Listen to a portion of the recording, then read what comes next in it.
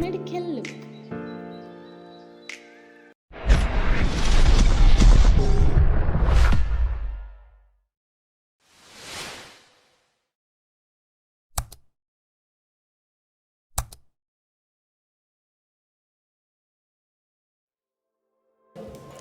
Hello everyone. Today we are going to discuss about the second part of the bones of upper limb. They are the bones of free upper limb and it includes humerus. The first bone is humerus. Here we can see humerus. The next is radius. Here we can see the radius bone. The next is ulna. Here we can see the ulna. And the last bones are carpal bones, metacarpal bones and phalangeal bones. Here we can see carpal bones. Here there are metacarpal bones and phalangeal bones. Today let us have a detailed discussion about humerus first. Here we can see the diagram of humerus. Actually, humerus is the vertical bone which is located in the arm and it is said to be the largest as well as the longest bone of the upper limb. And humerus consists of two ends and a shaft. The two ends of the humerus are the upper end and the lower end and the shaft is located here. The upper end consists of head, neck, greater tubercles, lesser tubercles and intertubercular sulcus. Let us first discuss about head. Here we can see head and it is 1/3 of a sphere, not full, it is only 1/3 of a sphere. Next, here we can see neck. Actually, there are two types of neck. The first one is anatomical neck. This is anatomical neck here and it is adjacent to head. The next head is surgical neck. Here we can see the surgical neck and it is the junction of upper end and shaft. The next is greater tubercle. Here we can see the greater tubercle. It is lateral most point of the shoulder joint. And here we can see the lesser tubercle. It forms the medial boundary of intertubercular sulcus. Here we can see the intertubercular sulcus here. So the medial boundary of intertubercular sulcus is formed by the lesser tubercle and the lateral boundary is formed by greater tubercle. The intertubercular sulcus is also called bicipital groove. The shaft consists of 3 borders and 3 surfaces. The shaft is rounded in the upper half and it is triangular in the lower half. The borders of shaft are anterior border, this is the anterior border, here we can see the anterior border, lateral border, here there is lateral border and here we can see the medial border. The lateral border is only prominent in the lower part. Also medial border is also prominent only in the lower part.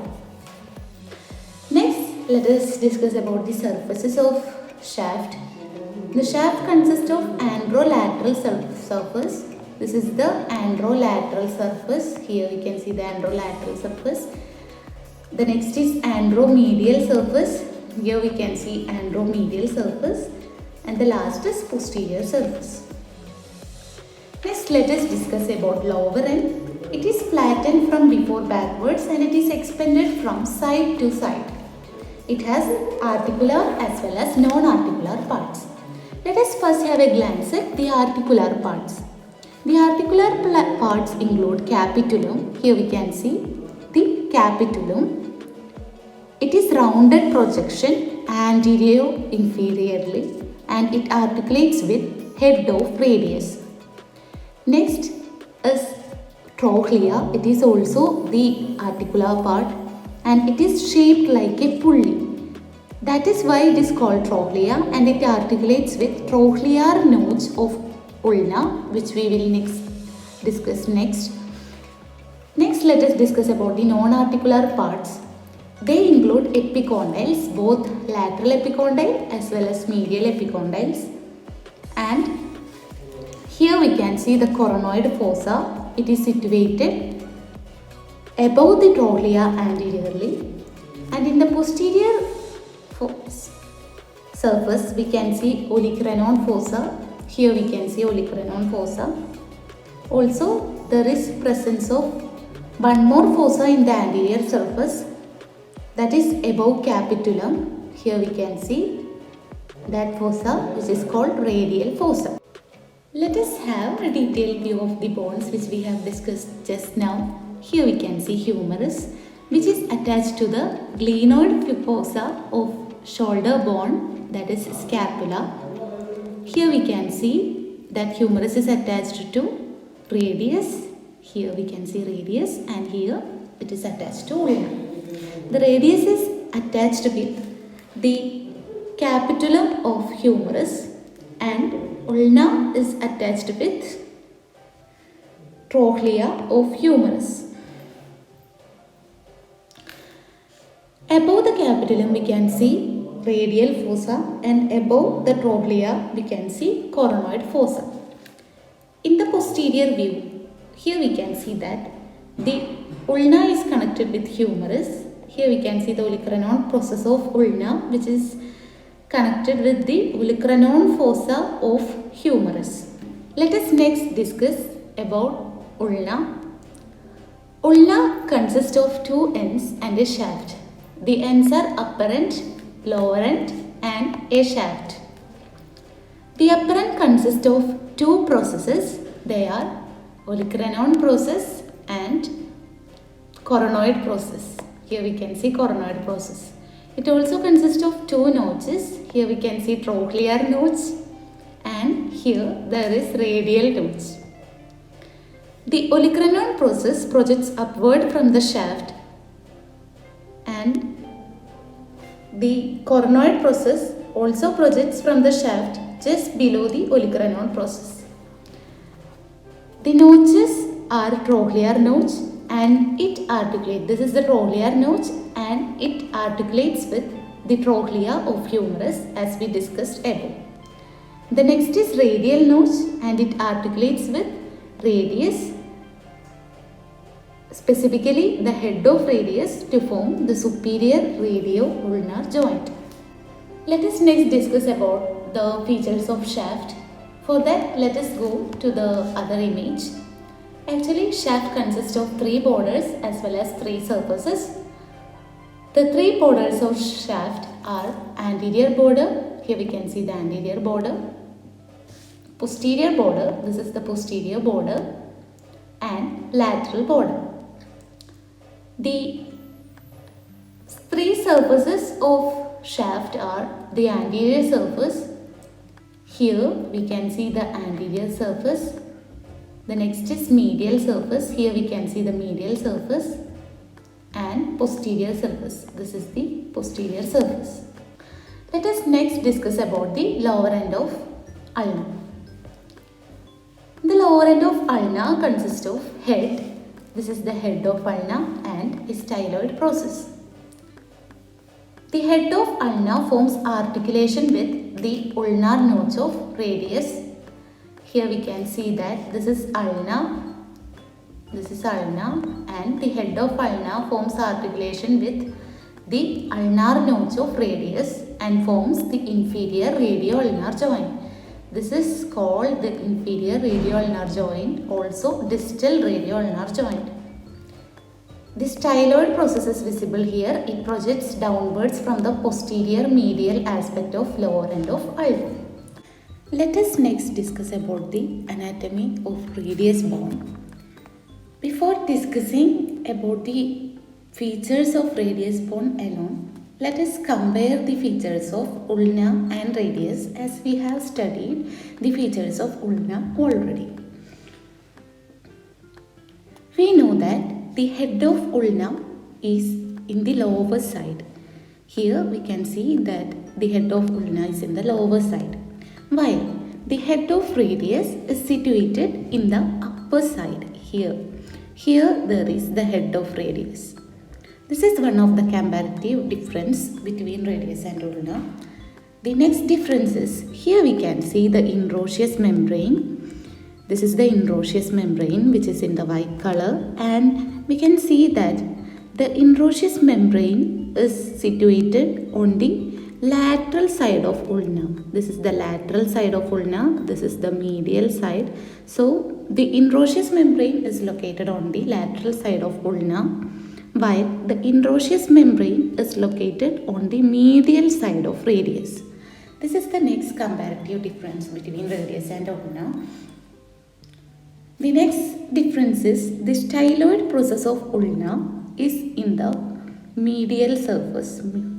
That is, along the medial line we can see the styloid process, while that of radius is on the lateral line. See, here we can see the styloid process of radius.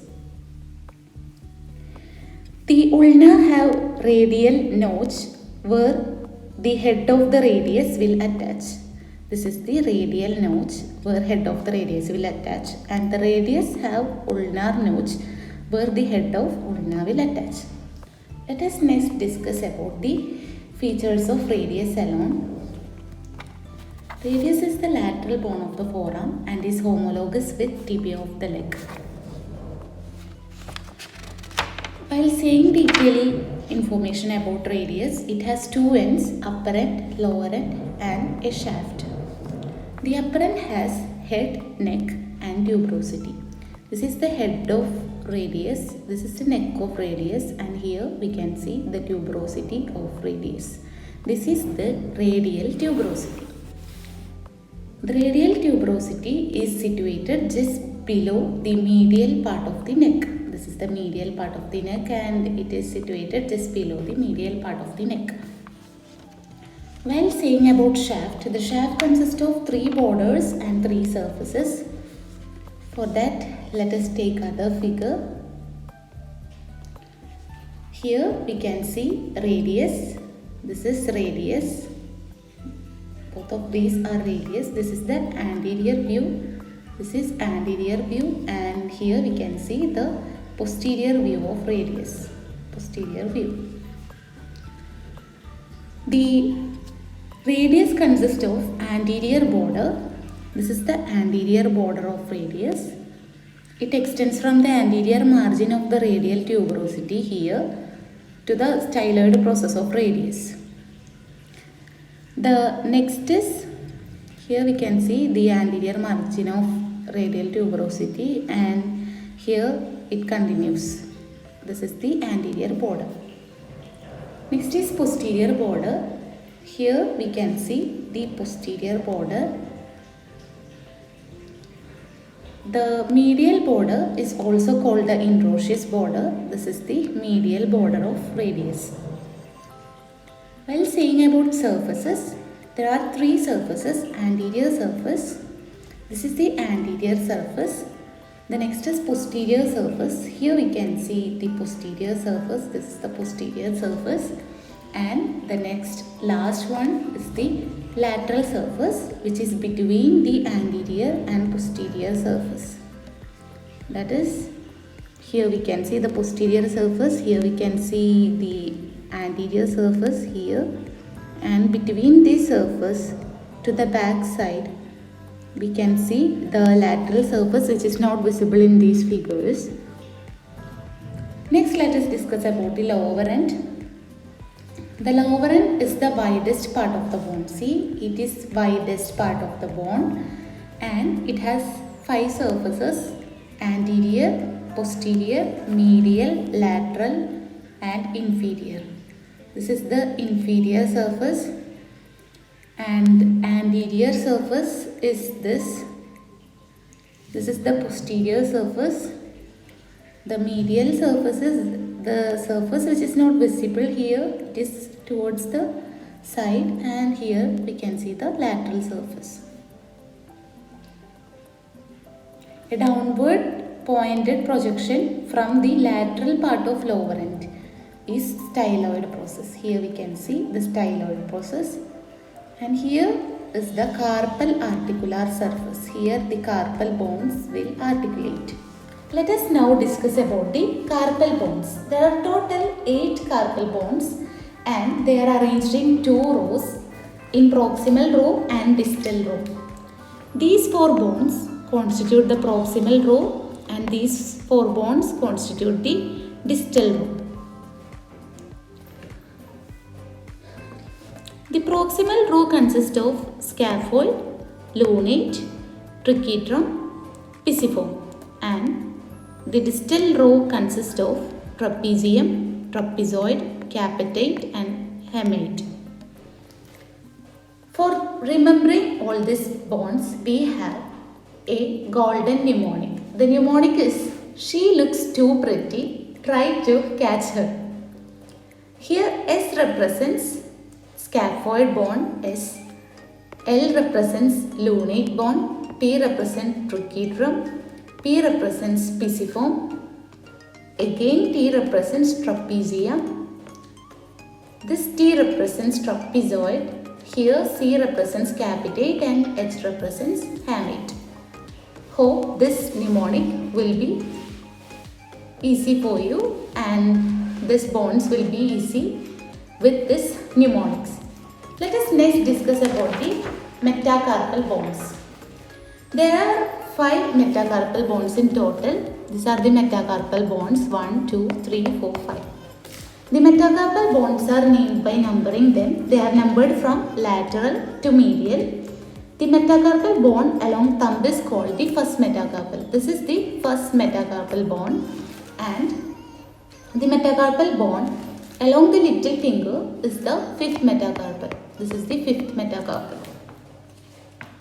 The metacarpals are actually miniature long bonds, and each metacarpal has got a distal end which is called head and a proximal end which is base and a shaft.